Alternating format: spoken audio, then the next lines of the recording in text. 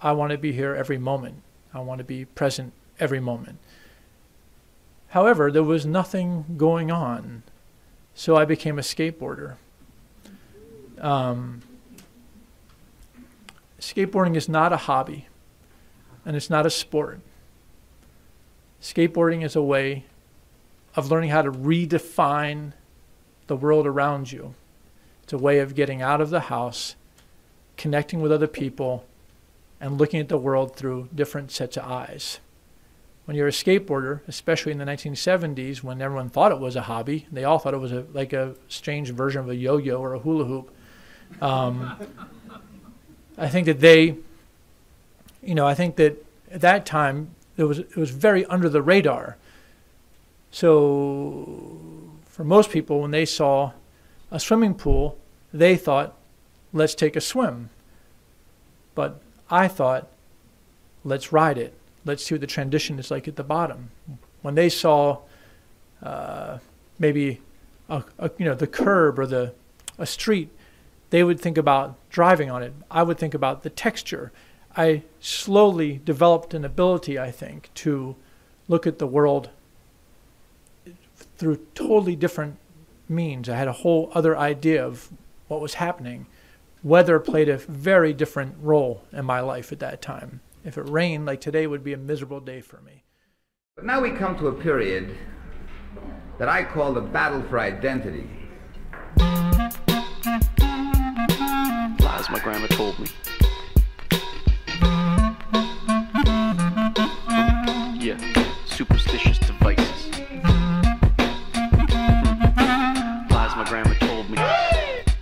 What? Urban mythological rules of bubble mice. Yeah. Salut les kids et bienvenue dans En attendant Godard, saison 14, épisode 36. Cette semaine, émission roulette, la cascade et dépasser les limites. S'amuser dans la ville, c'est difficile, on reste enfermé, il nous faut de la place, beaucoup d'espace pour nous amuser. Pour aller faire du skate, prends tes baskets et laisse-toi glisser sur la planche à roulettes. Rien ne t'arrête, c'est ta liberté. Eh oui, vous êtes bien dans En attendant Godard, l'émission de cinéma qui est mieux que les autres. Et donc, vous l'aurez peut-être compris via cette citation d'une chanson de Rick Azaray, donc Roller Sketch, un truc comme ça. Donc, nous allons parler ce soir de planche à roulettes et de virevolte, car nous allons parler notamment, mais pas que, d'un documentaire consacré à la légende donc du skateboard Tony Hawk. Until the Wheels Fall Off, qui a été diffusé en début d'année sur HBO, et nous en profiterons pour revenir plus largement donc sur la culture skateboard, que ce soit au cinéma, dans la musique ou bien évidemment avec le fameux point mode. Et ensuite je parlerai rapidement du dernier film de Michel Hazanavicius, qui est le remake du film japonais One Cut of the Dead, donc Coupé, qui faisait l'ouverture au Festival de Cannes, qui se termine ce week-end. Et pour parler de ce jeu programme autour de cette table, il y a évidemment la fine fleur de la critique du Grand Ouest et de la planche à roulettes, le meilleur, le seul, l'unique, il y a carrément Fleuret. Bonsoir Thibaut. Salut Thomas, salut à tous. Et voilà, salut à tous, car c'est tout, car voilà, on se fait un petit plaisir régressif, Thibaut et moi, voilà, pour parler de culture années 90, punk à roulettes et compagnie, hein, parce que donc les autres gens ont la drôle d'idée de partir dans les coins perdus de Bretagne pour aller présenter des films ou pire, préparer des futurs festivals, tout ça c'est vraiment n'importe quoi. Mais donc à la mise en son de cette émission, il y a de retour après avoir été remonté dans le temps la semaine dernière pour filmer le match de Séville 1982 entre la France et l'Allemagne. Donc il y a Valentin. Bonsoir Valentin. Bonsoir. Donc voilà, ce sont les forces en présence. On va s'amuser, vous allez voir, ça va être un peu tranquille, mais donc on va revenir sur le monde du skateboard avec Thibaut. Mais avant ça, nous allons passer tout de suite aux agendas. Un seau de merde, docteur. Il m'a jeté un seau de merde en pleine figure.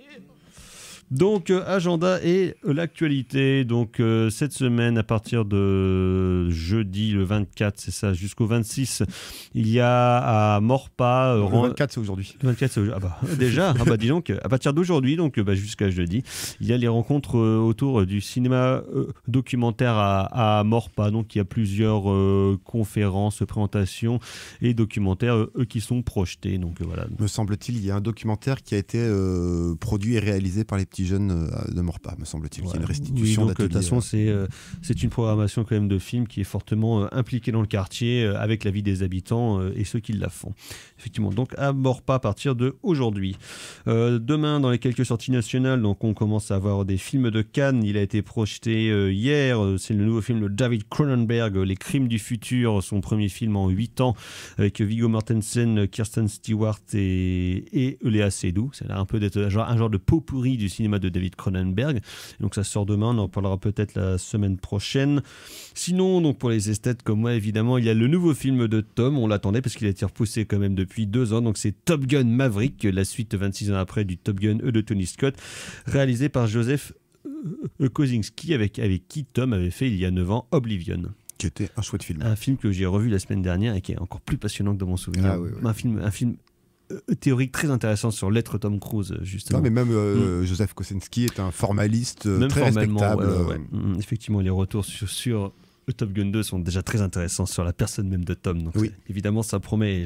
On parlera la semaine prochaine. Sinon, en dehors de Cannes, il y a le nouveau film de Audrey Dana, qui n'avait pas fait de film depuis Sous les jupes des filles, si je ne m'abuse. Non. Elle avait fait un film il y a 5-6 ans qui s'appelait Si j'étais un homme, dans lequel elle se réveillait, elle avait une bite. Et il y avait Christian Clavier qui jouait son docteur, avec aussi Eric Elmosino et Alice Belaïdi. Voilà. Ouais. Il avait fait son premier film, donc c'était Sous les jupes des filles, avec un all-star cast de gonzesses. Et là, c'est pareil, mais avec des hommes. Voilà. Ok. On verra, hein. Sinon, il y a un documentaire, je sais plus pourquoi j'ai noté ça, mais ça s'appelle Birds of America, juste parce que le titre est joli probablement, et ça passe à la revoir la semaine prochaine. Et sinon, il y a un truc, je sais pas du tout ce que c'est, mais le titre est sympathique aussi, ça s'appelle Ça tourne à Saint-Pierre-et-Miquelon. Voilà. Voilà, c'est dire. Quel professionnalisme. Merci, c'est ça. Non, mais j'ai regardé, je me suis dit, c'est marrant, on dirait un peu un titre de comédie française pourrie des années 70. Si ça se trouve, c'est pas ça du tout, hein, mais bon. On sait jamais. Saint-Pierre-et-Miquelon en plus. Voilà, exactement, un petit peu d'exotisme. Voilà.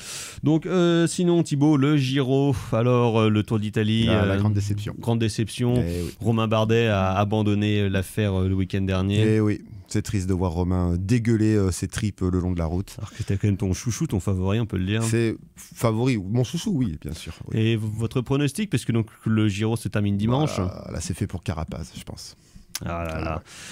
Et donc sinon le Stade Rennais Football Club, donc qui a terminé sa saison donc samedi dernier, on termine 4e du classement, c'est plutôt bien. C'est très bien. Voilà. Maintenant, achetons un gardien. Voilà, oui, parce que disons qu'il a laissé quand même passer des choses assez intolérables. Mais en tout cas, c'était un beau match pour finir cette saison. Beaucoup d'émotions, beaucoup trop d'émotions d'un coup même. Mais bon, en tout cas, on finit 4e, donc on joue l'Europa League. Voilà, c'est notre place. Voilà. On aurait pu faire mieux. On a eu quelques ratés cette saison, mais bon. Non, mais bon. On va pas s'emmerder à aller jouer au Dynamo Tbilissi en plein mois d'août, ça sent le traquenard. Non, d'autant qu'en plus, donc Bruno reste, il a eu en plus son titre de meilleur coach de la saison. Oui. C'est complètement mérité d'ailleurs. Oui, non. Maintenant, on attend que Benjamin reste. Voilà.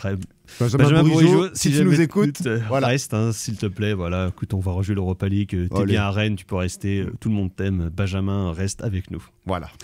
Donc voilà, ce sont les principales informations qui nous concernent. On va passer à la section critique de cette émission. Donc, comme je le disais, on va remonter dans un temps que les moins de 40 ans ne peuvent pas connaître.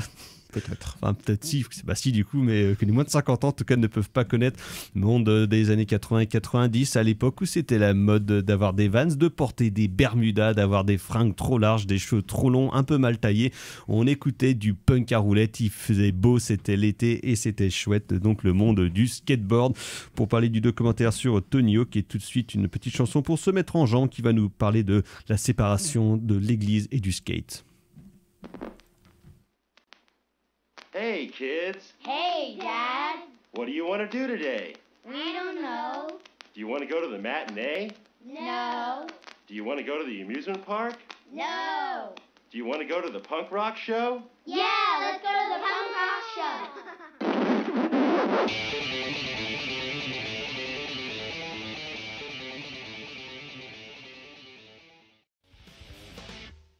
En attendant Godard sur Syllab, et donc c'était NoFX avec The Separation of Church and Skate.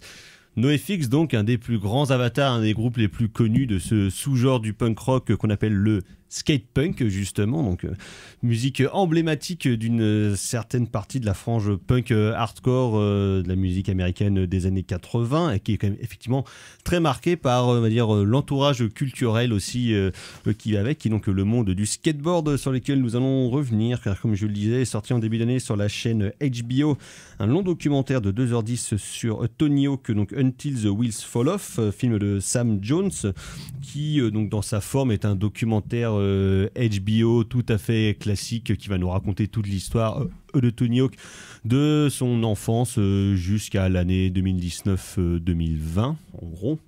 Donc vous disait une facture de documentaire HBO assez classique avec tous les ressorts dramatiques et formels qui sont assez classiques dans le documentaire télévisuel, notamment fait par les Américains. Parce qu'en soi, le documentaire en termes formels n'est clairement pas la chose la plus intéressante qui nous a été donnée de voir les dernières années, mais c'est plus un prétexte pour parler de manière générale, plus on va dire du monde de la planche à roulettes, donc que ce soit en termes de musique, en termes de sap et en termes de cinéma aussi, puisqu'il y a quand même plusieurs choses qui ont été faites autour du skateboard et dire même des sports à roulettes de manière générale dans le cinéma des 35 dernières années même, je dirais. Et donc ce documentaire-là revient effectivement sur Tony Hawk, qui est probablement maintenant le nom le plus connu dans le monde du skateboard, même s'il lui-même a subi l'influence de beaucoup d'autres grands sportifs du skateboard, mais en tout cas c'est clairement le nom qui a fait rejaillir le skateboard à une échelle internationale qu'il n'avait pas forcément avant, parce qu'il était peut-être plus cantonné justement à l'Amérique du Nord, alors que là ça a vraiment permis de s'étendre, mais parce que l'avènement aussi de Tony Hawk arrive non seulement par ses grandes prouesses sportives, mais aussi avec tout le monde du multimédia qui va avec, que ce soit une partie de la télévision avec notamment évidemment MTV, mais aussi le monde du jeu vidéo à la fin des années 90. D'ailleurs, il y a toujours des jeux qui sont basés sur Tony Hawk qui sortent tous les ans. C'est un petit peu comme les PES ou comme les FIFA pour le football, mais donc c'est vraiment ça qui avait permis de prendre son essor et de faire de lui un des sportifs peut-être maintenant les plus riches du monde. Mais donc on va revenir un petit peu sur la carrière de Tony Hawk, mais aussi de manière générale sur le skateboard et l'influence culturelle que ça a eu en Amérique du Nord dans les années 70 et les années 80, parce que c'est vraiment à partir de ce moment-là qu'on va dire que la chose devient intéressante, en tout cas en termes conceptuels beaucoup plus formé, on va dire. Donc Tony Hawk, c'est un jeune homme qui naît donc sur la côte ouest américaine à San Diego en 1968. Le jeune homme est toujours actif, il va bientôt fêter, je crois, ses 54 ans. Et donc lui, il commence tout jeune déjà à San Diego avec à l'âge de 14 ans avec la Bones Brigade. On reviendra de toute façon sur toutes ces notions et ces appellations presque de gang pour les groupes de skateurs. Et donc lui, très vite, c'est déjà un grand gaillard, mais qui est un peu gaulé n'importe comment. Donc lui, il va devenir quand même très vite hyper fort et niquer tout le monde dans le monde du skateboard, aidé aussi par son père, qui va être son manager, qui va être l'organisateur de beaucoup d'événements autour du skateboard, et lui il va acquérir au fur et à mesure des années quand même un style et une manière de faire du skateboard que ses prédécesseurs, ses ancêtres presque n'avaient pas, parce qu'en 10 ans le monde du skateboard aura quand même beaucoup évolué, et c'est notamment une chose qu'on peut voir dans un documentaire de 2000 ou 2001 de Stacy Peralta, qui était un des grands noms du skateboard au début, qui s'appelle 2001 Dogton and the Z-Boys, qui donc revenait sur pas la création, mais en tout cas la formation d'une bande de skateurs donc à Dogtown, qui est un faux quartier, on va dire un peu déshérité entre Venice Beach et puis Santa Monica, et comment est-ce que toute cette culture-là est arrivé, parce que le skateboard donc n'est pas créé dans les années 70, ce sont des choses qui existent déjà depuis la fin des années 50, mais comme le dit Yann Mackay de Miners Red et puis de Fugazi, donc énorme musicien en intro de cette émission, ça a été quelque chose qui a été culturellement extrêmement important, parce que c'était à l'époque un petit peu considéré comme un jeu d'été pour les enfants, comme le yo-yo ou comme le hula hoops, sauf que finalement au lieu d'être un objet de divertissement pour les jeunes enfants, ça assez vite, dans les années 70, la chose était réappropriée par des jeunes qui voulaient redessiner leur monde urbain à leur manière et sans être forcément dans des carcans qui leur étaient imposés en termes de jeu, en termes de divertissement ou de possibilités de mobilité. On va revenir aussi là-dessus et sur l'influence qu'a eu peut-être la culture du surf sur le monde du skateboard. Alors, pour revenir sur le documentaire consacré à Tony Hawk, alors Tony Hawk, me semble-t-il, est peut-être la figure la plus connue du monde du skateboard, mais est-elle la plus influente ? Je ne pense pas. Je pense que Stacy Peralta est une personnalité beaucoup plus influente parce que faisant partie du crew de Dogtown, parce que membre des Z-Boys, parce que initiateur de la Bones Brigade, parce que réalisateur du documentaire Dogtown and Z-Boys, parce que scénariste de The Lords of Dogtown de Catherine Hardwicke. Historien du mouvement, presque. Limite, oui. Et c'est celui qui va toujours revenir en entretien pour un petit peu cerner, contextualiser un petit peu le mouvement. Il a été le mentor de beaucoup de jeunes, en tout cas, dans les années 80. Le mentor de Tony Hawk, et bien entendu, on le retrouve dans le documentaire de Tony Hawk. Cela dit, voilà, Tony Hawk est une figure archi connue et tellement connue que, bien entendu, elle méritait son portrait documentaire. Alors c'est vrai que le film, moi je suis très content de regarder des films comme ça parce que non seulement ça me replonge dans une certaine nostalgie adolescente, mais en plus ce documentaire-là nous permet de voir des archives qui ont été rarement vus. Alors maintenant avec Internet, on a pu voir les archives et les connaisseurs, les fins connaisseurs de skateboard, bien entendu, on connaît ces archives, mais je pense que pour le grand public, c'est quelque chose d'intéressant de montrer ces archives-là par le prisme de la figure de Tony Hawk. Après, parce qu'à la fois on voit l'évolution du monde du skateboard, mais aussi l'évolution des figures et de la manière dont l'emprise commerciale va être finalement de plus en plus présente sur le milieu. Après, le truc, c'est que le film de Tony Hawk, très beau titre au demeurant. Alors, il y a beaucoup de choses, il y a à boire et à manger dans ce film-là. Il y a des choses qui sont extrêmement bien senties et d'autres qui sont vraiment patapouf. C'est ce que je parlais, comme je disais, sur la forme très américaine. Sur les choses patapouf. Des trucs très ricains, de gros sentiments, de sortir les violons. On sort les violons, c'est pas nécessaire. Alors, voilà. Le truc, c'est que il y a une séquence, par exemple, avec sa mère, c'est au début du film, donc il n'y a pas de spoil. Il y a une séquence avec sa mère qui aurait pu être très touchante, qui aurait pu vraiment fonctionner sur comment... Il va l'avoir l'hospice, en gros. Oui, voilà, ouais.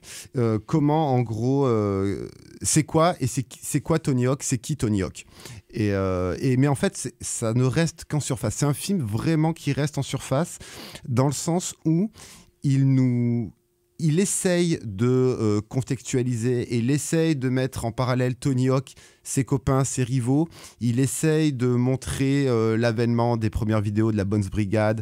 Il essaye de montrer l'influence de Stacy Peralta. Il essaye de montrer, oui, mais le business l'a un peu fracassé à un moment. Du coup, il s'était éloigné de sa famille et de ses potes, tout ça. Sauf qu'en fait, 2h10 de film quand même. Et en fait, on ne rentre jamais en détail dans toutes ces connexions qui auraient pu être absolument passionnantes. Et voilà, on nous dit de ci, de là, voilà, je me suis brouillé avec lui, c'était compliqué, machin, truc. Mais en fait, au final, on n'apprend pas grand-chose là-dessus. Alors, pour le coup, les choses les plus intéressantes, c'est strictement quand ça parle justement de sport, quand ça parle de figure, quand ça parle de technique, d'évolution du métier. Alors, en termes de technique, il y a des choses qui sont plutôt intéressantes. Pourquoi Tony Hawk est devenu une légende ? C'était parce qu'il avait une façon de décoller avec la planche qui était un petit peu particulière. Qui n'était pas encore trop populaire à l'époque où le skateboard dans les années 70 avec les Z-Boys, c'est plus au sol justement. C'est au sol. C'est pas encore trop les rampes, excepté dans les piscines. Lui, il a popularisé le vertical skateboarding, mais encore en termes de questions de technique, ça rentre un petit peu parce que Tony Hawk a un physique très particulier, il est très grand et plutôt léger, et du coup voilà, il a une manière d'aborder il a une manière d'avoir la relation qu'il a avec sa planche est vraiment très très particulière, et ça on arrive un petit peu à rentrer dedans, mais tous les à côté qui sont absolument passionnants. Voilà, je trouve que le film passe littéralement à côté du sujet en fait, et qu'en fait on veut rester vraiment sur un storytelling intra-Tony Hawk, alors qu'il aurait vraiment mérité de prendre d'autres directions. De prendre plus large. Ouais, Est-ce qui justement aurait permis de mieux comprendre aussi pourquoi est-ce que lui était aussi important dans le sport.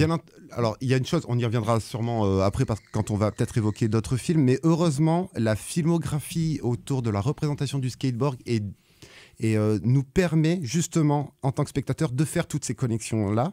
Mais voilà, faire un film autour de Tony Hawk aurait pu être une œuvre matricielle, vraiment. Alors que l'œuvre matricielle, elle n'est pas là. L'œuvre matricielle, c'est Dogtown and Z Boys de Stacy Peralta de 2001, comme tu l'as dit. Voilà, là, c'est un vrai film, 1h30, alors hyper ramassé, avec des effets de montage MTV.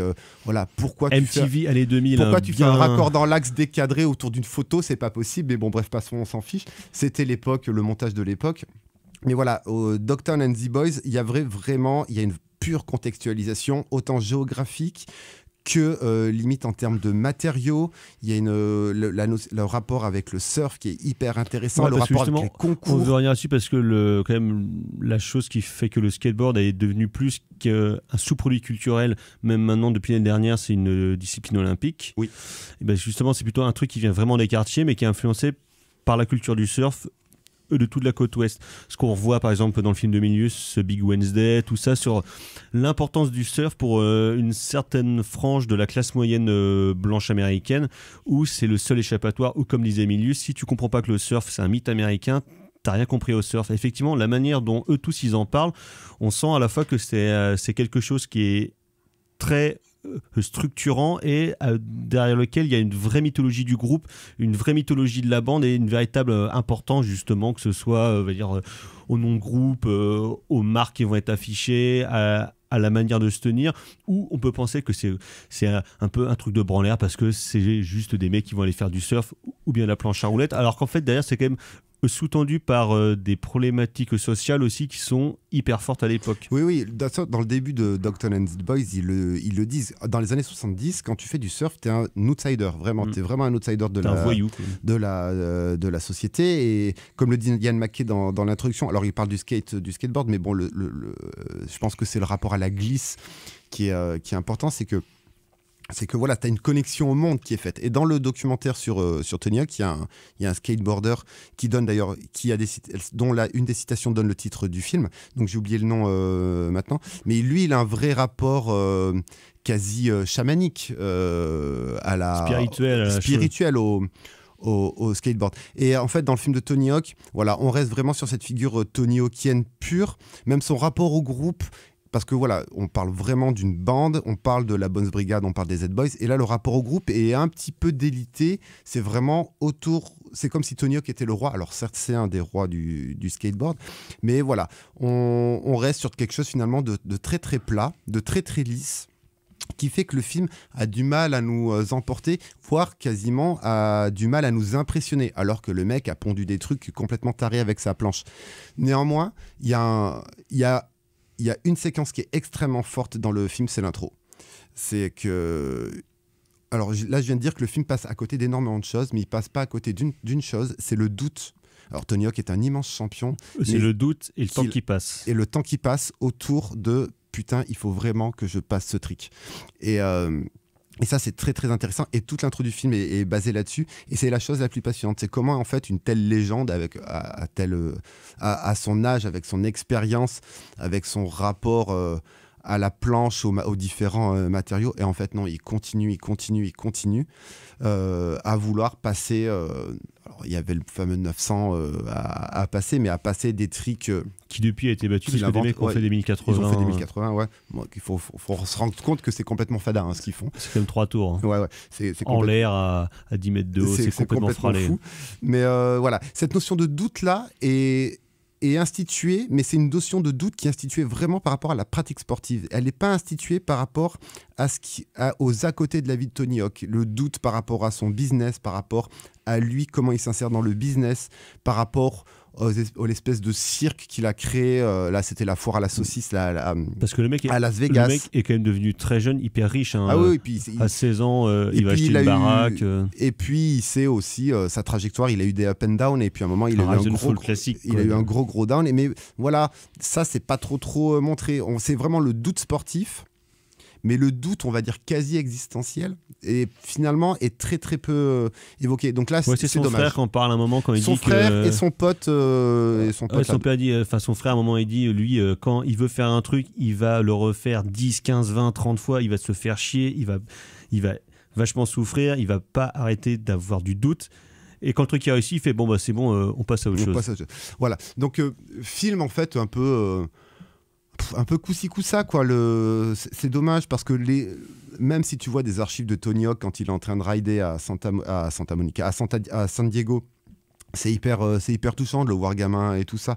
Mais au final, voilà, ça reste tellement en surface que au final, on a presque peu d'empathie pour Tony Hawk, alors que le mec a traversé, il a eu des énormes périodes de doute qui auraient pu nous permettre de comprendre, nous spectateurs, aussi, que c'est qu'être Tony Hawk. Il a un côté ultra populaire et hyper sympathique aussi parce qu'il a participé à plein de projets en lien avec le skateboard, que ce soit dans le jeu vidéo, mais aussi dans les films, parce qu'il est apparu parfois dans quelques grosses conneries dans les années 80, comme Police Academy numéro 4 ou bien Trashin, mais c'est aussi un mec qui a participé à tous les films de la bande de Jackass, quoi. Oui, c'est un pote de Jackass. Avec Knoxville, avec Tremayne, avec Spike Jonze. Il est encore dans le dernier, là dans le 4e. Il apparaît, il se fait prendre un gros paquet de foutre sur la tête, tout ça. Mais je vois aussi que tout ce truc-là, juste ce plaisir régressif de faire un con avec ta planche, tu le vois finalement assez peu. Tu vois quelques images de Jackass numéro 2 dans le documentaire à un moment donné.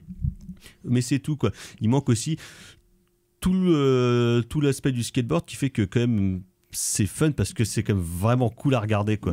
C'est vraiment impressionnant. Il manque un peu ça, ouais. Après, alors que justement sur tout le côté skateboard, de toute façon on en parlait un petit peu tout à l'heure, mais t'as aussi toute une culture qui va avec, donc que ce soit à la fois l'esprit de bande, mais aussi en termes de sap, où tu auras certaines marques, tu auras Vans, tu auras Dickies, tu auras les pantalons larges, tu auras les Bermudas, tu auras des trucs comme ça, genre des mecs vraiment habillés n'importe comment, et tout un courant musical qui va aussi aller derrière, parce que du coup l'image, évidemment, quand on a du skate, c'est quand même un truc un peu solaire, estival, c'est la Californie, tout ça, et tu as tout un courant musical qui va aller avec. On écoutait NoFX tout à l'heure, mais tu as toute une bande originale quasiment qui va avec le monde du skateboard, qui a parfois un peu dégénéré dans les années 90, mais... Juste pour terminer sur Tony Hawk, le rapport au groupe est hyper important et on a l'impression que Tony Hawk est extrait de ce groupe-là. Alors c'est hyper dommage parce que dans Dogtown and the Boys, il disait justement ce qui était puissant dans des compétitions. Alors ils aimaient pas trop la compétition des skateboards, mais ce qui était puissant dans une compétition de skateboard, c'est que tout le monde était là pour s'encourager. C'est qu'il y avait aucune grosse rivalité, c'est qu'on voulait voir en fait... Ils étaient 50 mecs à venir. On voulait voir une personne en train de poser un trick de malade mental. Et en fait ici Tony Hawk en fait est un peu surélevé par rapport à cette notion de groupe, et je trouve ça absolument dommageable parce que Dogtown and the Boys, parce que qui en fait plus du coup un portrait d'américain qui a réussi classique, t'as l'impression de voir un film macroniste des fois par moment. Alors c'est peut-être un peu trivial ce que je dis, mais voilà, ça fait un petit peu ça, alors que Dogtown and the Boys, c'est la destinée américaine, quoi. Ou même les fictions, si tu prends un film comme What's Up Rockers de Larry Clark qui filme une bande de skateurs latinos qui vont aller dans les quartiers bourgeois de Los Angeles. Il y a un truc qu'il a fait plusieurs fois, qu'il a repris aussi après dans Ken Park. On voit beaucoup cette sous-culture-là chez lui. Mais ils sont toujours en groupe. Ils sont vraiment toujours en groupe. Et là, sur Tony Hawk, en fait, cette notion de groupe disparaît et t'as l'impression que voilà, c'est l'individualisme américain, entrepreneur, machin truc. C'est un petit peu dommage. Après, il y a un truc par rapport à la musique, c'est que le film n'est pas tarte à la crème dans sa bande originale. Donc ça, c'est plutôt agréable. Donc voilà, je pensais pas qu'écouter Echo and the Bunnymen en matant du skate, ça pouvait matcher, mais en fait aussi. Oui, étonnant, pourtant pour un groupe anglais. Ils sont pas vraiment les courants musicaux. Non, mais écoute, ça match plutôt plutôt bien. Il y a même du New Order, tout ça, c'est super sympa. Mais voilà, on n'est pas dans la tarte à la crème en écoutant du skate punk, voire à la fin écouter Californication des Red Hot, tu vois, ou By the Way. Parce que Voilà. de toute façon, l'univers musical du skate, vu que c'est la côte ouest, c'est quand même largement influencé par la musique aussi de l'époque. Donc au début, c'est forcément les trucs de pop années 60 Californie. Donc c'est pas le Velvet Underground, hein, clairement, c'est pas l'esprit. Le skateboard et le fun, c'est pas le truc de Lou Reed, je pense. Mais donc du coup, après, t'as aussi toute la scène dans les années 80, la scène hardcore américaine qui va se développer et qui va se mêler avec le punk rock.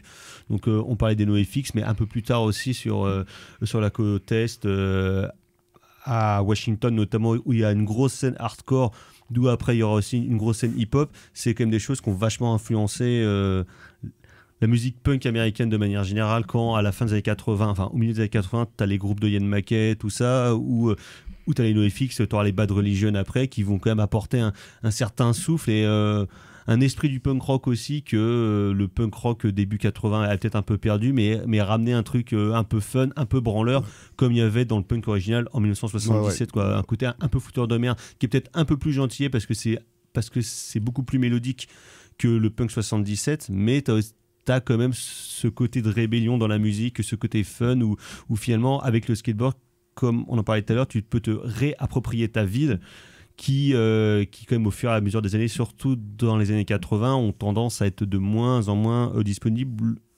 pour les habitants, surtout s'ils sont pauvres. C'est ça. Bah, par exemple, dans le film de Tony Hawk, là, par rapport à la question de l'appropriation, de la réappropriation de la ville, dans Dogtown and the Boys, il y a un moment, il y a une carte de Los Angeles qui dit dans telle école, dans telle école, dans telle école, dans telle école, ils allaient là parce qu'il y avait un truc de... Il y a une surélévation de la cour, donc ils allaient là, machin. Mais tu as une carte, tu visualises bien le truc et tout ça, machin. Comment ils allaient, la colline qui descendait pour aller au pire. Ou comment est-ce qu'ils vont dans les quartiers riches pour aller prendre les piscines vides des riches, pour les rider. Voilà, là, donc, tu as une vraie... il explicite vraiment, bon, on allait là parce que tel machin, parce que tel point, parce que tel truc, parce que tel truc. Dans le film sur Tony Hawk, à un moment, il parle de... On a détruit les skateparks. Pourquoi? Comment? Parce que c'est cyclique. À la fin des années 80, le truc perd de l'ampleur. Mais c'est tout. Et c'est tout. En fait, on n'a que ça. Alors, on voit des images de destruction de skatepark et puis c'est tout. On n'a aucun tenant et aboutissant du pourquoi, du comment, du machin. Donc ça, c'est hyper dommage. C'est d'autant plus dommage alors que tu pouvais le mêler justement à la réganienne peut-être, ouais. Des nouveaux divertissements. C'est d'autant plus dommage qu'en fait, Tony Hawk, donc, il a une fondation et cette fondation œuvre justement pour réhabiliter, d'ailleurs, il faudrait peut-être l'appeler pour réhabiliter le skatepark de la Poterie, qui, il y a des gros soucis au skatepark de la Poterie à Rennes en ce moment. Il va fermer, je crois. Enfin, bon, bref. Les utilisateurs... Alors qu'il y en a de plus en plus. Ouais, mais les utilisateurs, en fait, ils ont interpellé la mairie depuis des années, je crois, et puis on les a pas écoutés. Puis en fait, en ce moment, c'est le bordel. C'est les élections. Ouais, bon, bref. Et lui, donc du coup, Tony Hawk, via sa fondation, il milite pour construction, rénovation de skatepark. Et en fait, peut-être que c'est une conséquence de ces destructions dans les années 80, mais en fait, on n'a pas de lien entre elles. Et au final, même le documentaire n'en parle même pas de ça, que de la philanthropie un petit peu Tony Hawkienne. Et en fait, c'est hyper dommage. En fait, voilà. Ou encore une fois, cette notion de groupe, cette notion de collectif, elle disparaît au profit de la figure de Tony Hawk qui se balade en vélo avec sa fille. Et puis, dans l'absolu, on s'en fout de ce plan. Quoi. Bon, c'est un père de famille, super. Mais ouais, mais il a d'autres collectif choses. aussi, elle est importante parce que c'est Jay Adams dans le documentaire sur les Z-Boys qui en parle, qui lui était peut-être le meilleur de sa génération. En tout cas, tous les mecs étaient à peu près d'accord avec Tony Alva, sauf que lui, à un moment donné, il est parti un peu du groupe et c'est là qu'il est tombé dans des braquages, dans la cam, dans la drogue. Il était en tôle plusieurs fois, que c'est genre un vrai voyou, quoi. Et qu'après, il est revenu au skateboard, mais lui-même disait qu'il regrettait d'être parti du groupe parce que vu que c'est un groupe, et surtout quand t'es jeune, quand t'es paumé, quand t'as 15, 16, 20 ans, c'est hyper structurant justement d'avoir justement une bande mais qui va pas s'engrainer aller faire les azous pour les détruire. Là ils vont juste aller radier dans des piscines, quoi. C'est pas bien méchant mais... Dans Dogtown and the Boys il y a un plan qui est hyper important, c'est un plan d'une photo avec tout le groupe lors du premier contest qu'ils font. Il me semble que ça sent ils sont 12 dessus de mémoire. Cette photo réapparaît à la fin du film où tu vois que voilà, ça introduit et ça clôt le film, donc c'est hyper important. Et même dans les films qui représentent le skateboard, cette notion de groupe est on en avait hyper parlé importante. récemment, le film de Junail, Mid-90s, ouais. qui parle de ça. Après, juste pour revenir sur le point SAP et tout ça compagnie. Pour le mode. Non, mais ils le disent dans Dogtown, en fait. Ils disent non, nous on est en Levi's, on a des Vans bleus et on a le t-shirt de la shop qui s'appelle Zephyr, qui construisait des surfs initialement, et puis qui a chaperonné un petit peu le groupe autour de 2 figures tutélaires, dont une c'est l'historien Craig. C'est Craig Stesic. Craig Stesic qui a tout documenté en termes de texte et de photos. Les a filmés, les a photographiés, et ça a participé aussi à l'iconographie, justement, ou l'image qu'on a du skateboard, avec des mecs qui sautent, avec des courtes focales, qui a parfois un effet un petit peu fisheye, justement, qui dans l'imaginaire a quand même vachement influé. Ouais, carrément. Parce que toutes les premières vidéos de skate, après celle de la Bones Brigade, quand ça passait sur MTV, c'était toujours des trucs à ras du sol, avec des fisheyes, avec les shutters à bloc, un truc hyper ensoleillé, justement. Jusque dans les années 2000, hein, d'ailleurs, quand Spike Jones il fait ses vidéos de skateboard, elles sont filmées exactement pareil. Et puis en plus, a priori, alors moi j'ai jamais lu des textes, mais le film donne envie de lire. J'espère qu'il y a un recueil qui existe, mais a priori on est en plus sur un style un peu Gonzo, Hunter S. Thompson, tout ça, ça a l'air hyper fun à lire. Mais voilà, s'il y a un film à regarder, c'est vraiment Dogtown and the Boys, parce que c'est Stacy Peralta, et puis parce qu'il y a des archives de fous là-dedans. Qui avait donné quelques années après, en 2005, un film de fiction de Catherine Hardwicke, The Lord of Dogtown, avec John Robinson qui sortait de Elephant, Emile Hirsch, Yapo Schreiber, Heath Ledger, me semble-t-il. Bon bref, moi j'avais trouvé que c'était un super film, et je trouve que les deux films se combinent. C'est une belle combinaison, et ça qui est intéressant dans la filmographie skateboardienne, c'est qu'en fait il n'y a aucun film qui va se répéter, que ce soit le documentaire ou la fiction. C'est que même si je mets des réserves par rapport au film sur Tony Hawk, il s'insère vraiment dans une représentation globale, c'est-à-dire que chaque film, on peut penser donc au What's Up Rockers de Larry Clark, on peut penser au Mid-90s de Jonah Hill, on peut penser aussi au Paranoid Park de Gus Van Sant, par exemple. Même les films des années 80 dont je parlais tout à l'heure, qui étaient hyper putassiers parce que c'était des prods qui voulaient faire un capital justement sur la mode du skateboard. Même les premières vidéos de la Bones Brigade, et puis les vidéos qu'on a vues après par la suite, et même les clips, en fait, si tu prends un clip de NoFX par exemple, tout ceci s'insère parce que correctement et donne une espèce de filmographie quasi exhaustive, parce qu'il y a aucun média qui va proposer la même forme. C'est-à-dire que Larry Clark ne va pas filmer la même chose que Gus Van Sant, qui ne va pas filmer la même chose qu'une vidéo de la Bones Brigade, qui ne va pas filmer la même chose. Ça, c'est hyper passionnant à ce niveau-là. Donc, on peut avoir des choses... comment est-ce que la même pratique sportive arrive à se renouveler selon les médiums. Donc, tu peux avoir une dilatation des corps, une dilatation des esprits, des espaces un peu Gus Van Santienne. Tu peux avoir un truc... un peu plus documentaire social, je mets ça vraiment de guillemets, chez Larry Clark. Tu peux avoir les trucs spécialement délire et trick sur les vidéos, tu peux avoir des portraits documentaires, et puis tu vas avoir le truc... Tu peux avoir des chutes, des cascades... Des chutes, machin, même Jackass, par exemple, ça participe de ça. Et puis au centre de ça, en haut de la pyramide, comme l'espèce de c'est la tête de la pieuvre, c'est Dogtown and the Boys, le documentaire qui lui fait œuvre matricielle, mais par contre il a semé énormément de petits, et on peut rapprocher tout ça, ce qui fait que la filmographie est ultra cohérente, et que jamais on va se faire chier en fait à mater musicalement très chouette. Ah ouais, par contre là en termes de zik, Dogtown and the Boys en termes de zik, c'est incroyable. C'est mortel. Voilà, c'est mortel. Puis même il se permet un petit Guy, tu vois, D367, pourquoi pas. Bon, voilà, ça c'est super. Je me demande s'il n'y a pas du Black Sabbath aussi. Oui, parce que ça c'est toute l'influence de cette musique proto-hardcore, avant le hardcore, avant le heavy metal, justement des premiers trucs punkoïdes un peu violents. Et puis t'as Ian McKay, t'as Henry Rollins qui vient... Toujours dans les bons coups, Henry Rollins. Donc Henry Rollins, Black Flag, les Rollins Band, on le répétera jamais assez. On aime beaucoup Henry Rollins, et pour le coup, il a quand même une meilleure filmo que Tony Hawk, Henry Rollins. Il joue dans Hit, et dans Bad Boys 2. Super. C'est quand même... Non, mais du coup, voilà. Donc, c'est vrai que ça alors qu'il brasse... Ian McKay, pas trop, ce vieux grincheux, lui, par contre, il joue pas. Ouais, mais là, il est bien. Il sourit en plus quand il parle de skateboard, c'est incroyable. C'est super. Donc, non. Donc, voilà. Bien entendu, tout ça est à regarder. Tout cela est absolument passionnant, parce que on pourrait se croire que c'est un truc de branleur, voilà, des jeunes qui font de la planche et puis basta. Et en fait, c'est tellement pas ça. Même, il y a... Non, parce que c'est comme beaucoup de mouvements, c'était de la contre-culture qui est devenue une culture majoritaire.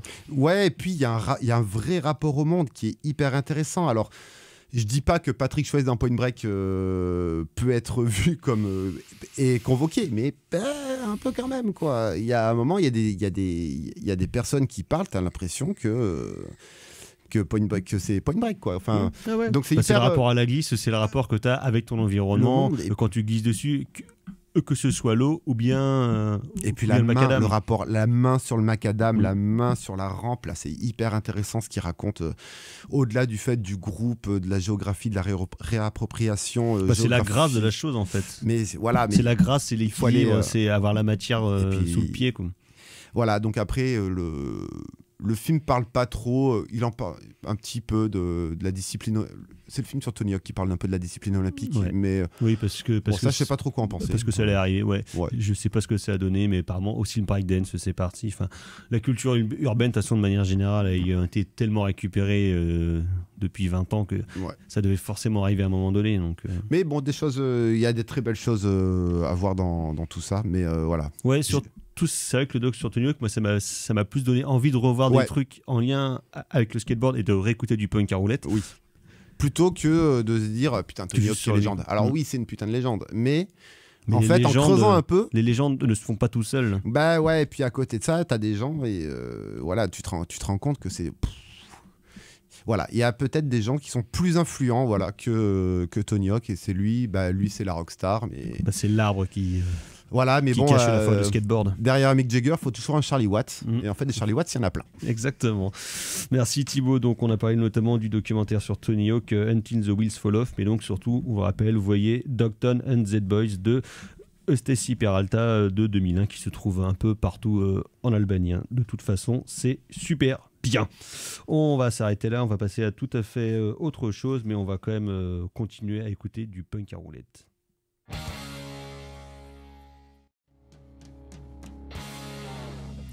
En attendant Godard sur Syllab, et donc c'était Save the Day avec Sonic Reducer qu'on pouvait entendre sur un des jeux de Tony Hawk, je ne sais plus combien, Tony Hawk Underground 2 je crois, mais donc il y a pour le coup dans les jeux vidéo de Tony Hawk une bande son musicale assez parfaite parce que c'est lui-même qui prenait les morceaux qu'il aimait, donc ça c'est plutôt pas mal. Mais donc sans aucun rapport avec... Encore un truc dont il parlait pas dans le docu. Exactement. Sans aucun rapport avec le monde de la planche à roulettes, mais un peu parce qu'on retrouve un skateboard à un moment donné. Le nouveau film de Michel Hazanavicius, donc Coupé, qui est son dernier film après un film avec Omar Sy que j'ai totalement oublié, Le Prince oublié d'ailleurs, qui était vraiment pas bien du tout. Mais donc, suite à son Oscar en 2012 avec The Artist, il avait fait son film de guerre The Search, et puis donc Le Prince oublié, et aussi son film sur Jean-Luc Godard, période groupe Petit Gavertov, Le Redoutable.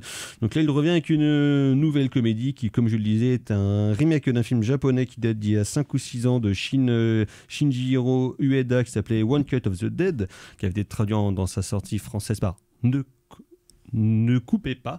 Le titre original prévu par Hazanavicius devait être Z comme Z, et bon, suite à la guerre en Ukraine, ils se sont dit que le Z en ce moment, ça plus Zemmour, c'est un peu connoté quand même finalement, donc ils ont décidé de renommer le film Coupé, qui reprend le même argument donc, que le film japonais, où un réalisateur incarné ici par Romain Duris s'est engagé pour lancer une nouvelle plateforme en France qui serait dirigée par des Japonais, un film d'horreur qui durerait une demi-heure et qui serait tourné et diffusé en direct. Et donc évidemment ça va amener quelques contraintes. Le film est clairement divisé en 3 parties. Pendant une demi-heure on a le film qui est diffusé, qu'il réalise en direct. Après on a la pré-production du tournage et après le tournage en lui-même avec justement toutes les choses derrière la caméra et tous les emmerdes qui se sont passés durant ce truc-là. Donc sur cet argument du film japonais qui était un film sympathique mais un peu un truc de petit malin, mais qui en même temps était un film ultra fauché mais qui avait une certaine énergie assez sympathique mais qui dépassait rarement son argument de départ. Hazanavicius retombe parfois dans certains mêmes travers de films de petits malins ou qui parfois traînent un peu en longueur parce que donc on se tape au début 30 minutes de série Z de films de zombies tout pourris parce que donc évidemment le film est donc un film d'horreur avec des zombies. le film de fiction que fait le perso de Romain Duris. Et au fur et à mesure du film, quand même, il se détache un peu plus du film original et il incorpore surtout ce qui manquait un peu au film japonais, c'est-à-dire qu'il y a quand même un petit peu de cœur qui se met là-dedans, dans les relations entre les personnages, entre Romain Duris et donc sa femme qui est incarnée par Bérénice Bejo, qui est la femme de Michel Hazanavicius, et sa fille qui est incarnée par la nièce de Michel Hazanavicius. On pourrait dire que c'est du népotisme, mais bon, si on ne le reproche pas à Francis Ford Coppola, pourquoi est-ce qu'on le reprocherait à Michel Hazanavicius? Mais ce qui donne de coup un côté presque attachant au film finalement, parce qu'on a l'impression que Michel Hazanavicius, après avoir fait quand même des gros films qui coûtent très cher, souhaitait revenir à un truc un peu plus simple et surtout un film avec les membres de sa famille, parce qu'il y a aussi son frère Serge qui est aussi un comédien qui apparaît dans le rôle d'un cadreur du film, qui se fait une hernie discale en portant une caméra. Valentin connaît ce genre de problème. Et donc, ce qui donne quand même un côté beaucoup plus attachant à la chose, parce que finalement, plutôt que de montrer que c'est un film et l'œuvre d'une seule personne qui serait le metteur en scène qui veut tout faire sur le film, finalement, là pour le coup, c'est un film qui montre que un projet de cinéma, un projet de création ne se repose pas sur une personne, mais sur un groupe justement et sur un collectif.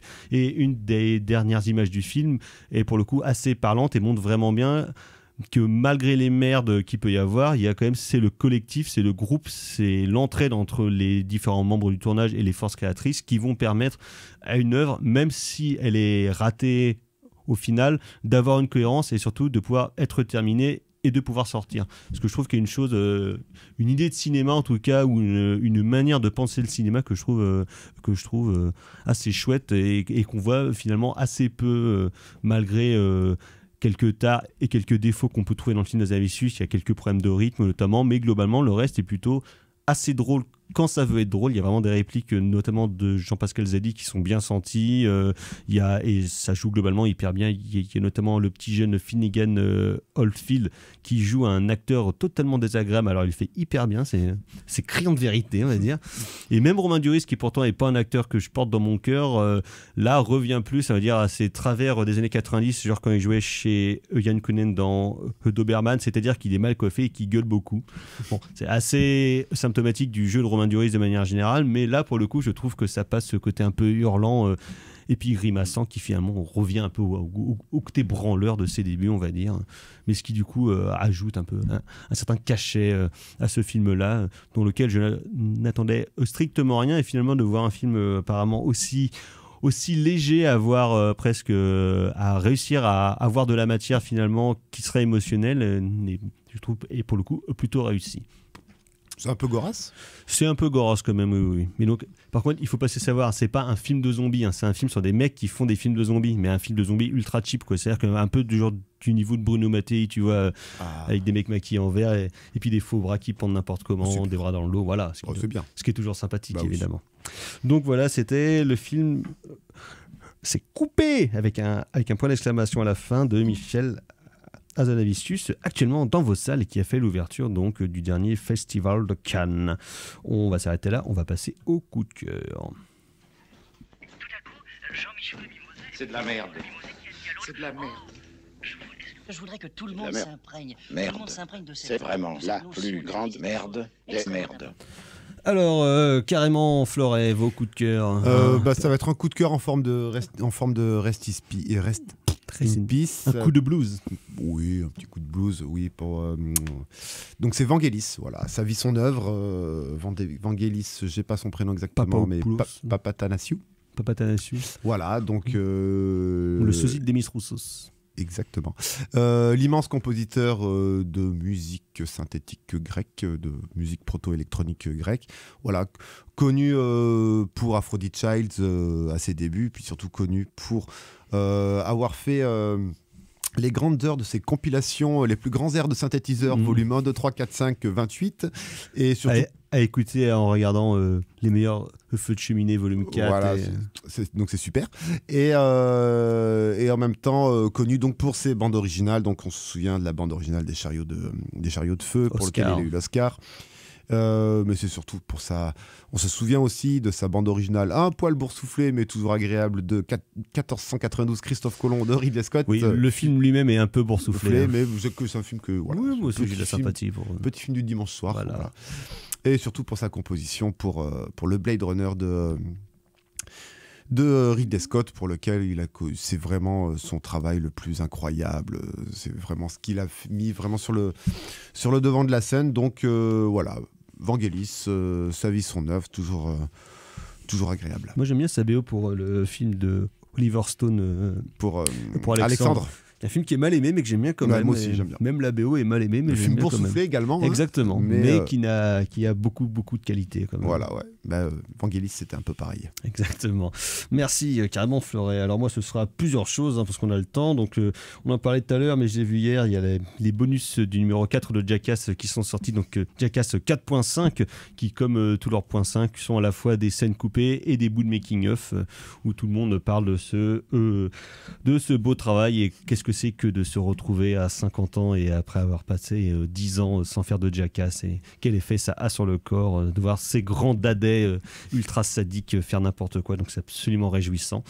Sinon ce sera un groupe et un album notamment, dont le groupe c'est Yo La Tengo, groupe américain avec l'album And the Nothing Turn Itself Inside Out, album qui est déjà d'il y a plus d'une quinzaine d'années je crois, donc un groupe américain en mélange entre l'expérimental, la country, le folk et la pop. Indie rock. Ah voilà, indie rock comme on dit dans les bacs de la Fnac, mais c'est un peu indéfinissable. Exactement, mais super groupe en tout cas, magnifique album. Et sinon, donc on en parlait aussi tout à l'heure, c'est la saison du Stade Rennais Football Club quand même, qui nous a fait vivre beaucoup d'émotions cette année que parfois le cinéma a eu bien du mal à pouvoir égaler. Oui, ça c'est clair. Il n'y a que le cyclisme qui peut égaler. Voilà, le cyclisme. En termes d'émotion. On fera une émission un jour sur le vélo si tu veux. Il n'y a pas grand-chose. Il y a des films sur le vélo, c'est compliqué. Le programme, c'est nul, ça. Le vélo de Guylain Lambert, le téléfilm de Fabien Antoniente sur Laurent Fignon avec Samuel Le Bihan, quand il a un cancer, tout ça. Oui, non, c'est vrai que le monde du vélo au cinéma... Non, on va préférer le direct. Voilà, on préfère toujours le direct. La dramaturgie du direct. Exactement, on est comme Michel Drucker. On va s'arrêter là. Merci beaucoup à Valentin à la technique. On se retrouve la semaine prochaine pour parler notamment de Tom et de David, normalement. D'ici là, portez-vous bien. Prochaine émission, prochaine édition. Et ciao, bonsoir. Salut.